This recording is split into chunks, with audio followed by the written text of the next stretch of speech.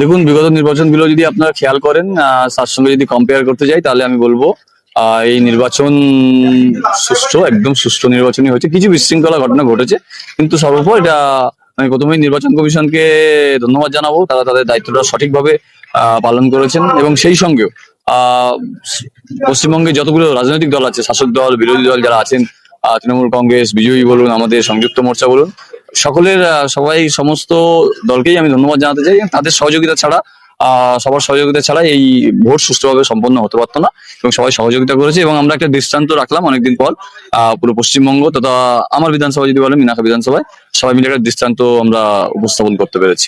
দেখুন, মানুষ এসআইআর এর একটা এফেক্ট আছে, যেহেতু এসআইআরটা শুদ্ধ হয়েছে, মানুষ তারা ভোটটা দিতে চেয়েছেন, এবং তার সাথেও মানুষ যেহেতু শান্তিপূর্ণ ভোট মানুষ হচ্ছে, তাই মানুষ স্বতঃস্ফূর্ত ভাবে মানুষ বেরিয়েছে এবং ভোট দিয়েছে। দেখুন, প্রত্যেকেই যেতে ভোটে যারাই নেমেছে সবাই জেতার জন্যই নেমেছে, এবং প্রত্যেকেই জেতার জন্য আশাবাদী। কিন্তু শেষ কথা মানুষ বলবে, এবং সেটা আগামী 4 তারিখ আমরা দেখবো সবাই মিলে।